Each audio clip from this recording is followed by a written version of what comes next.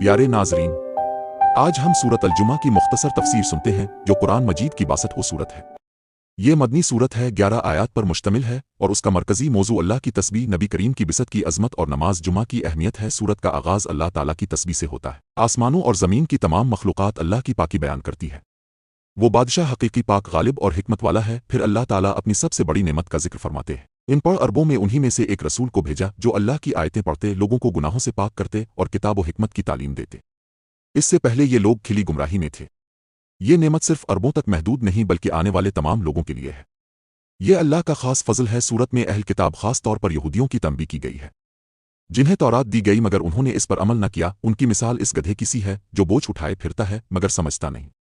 वो दावा करते हैं कि हम अल्लाह के दोस्त हैं मगर मौत से डरते हैं क्योंकि उनके अमाल बुरे हैं। सूरत का सबसे अहम हिस्सा नमाज जुमा का हुक्म है। ये ईमान वाल, जब जुमा के दिन नमाज की अजान हो तो अल्लाह के जिक्र की तरफ दौड़ो और खरीद व फरोख्त छोड़ दो। ये तुम्हारे लिए बेहतर है अगर तुम जानो। नमाज के बाद ज़मीन में फैल जाओ, अल्लाह का फजल तलाश करो और कसरत से अल्लाह को याद करो ताकि कामयाब हो जाओ। आखिरी आयत में एक वाक़या का जिक्र है जब रसूल अल्लाह खुतबा दे रहे थे कि एक तिजारती काफिला आया। लोग उसकी तरफ दौड़े और नबी को खड़ा छोड़ दिया।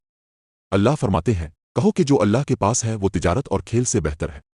अल्लाह बेहतरीन रोज़ी देने वाला है। सबक यह है कि नमाज जुमा के वक्त दुनियावी काम छोड़कर अल्लाह की इबादत को तरजीह दो। जुमा मुसलमानों का ईद का दिन है, इसे ज़ाय न करो। अल्लाह हमें कुरान समझने और अमल करने की तौफीक दे। आमीन। जज़ाक अल्लाह खैर। अगर पसंद आए तो लाइक, शेयर और सब्सक्राइब करें।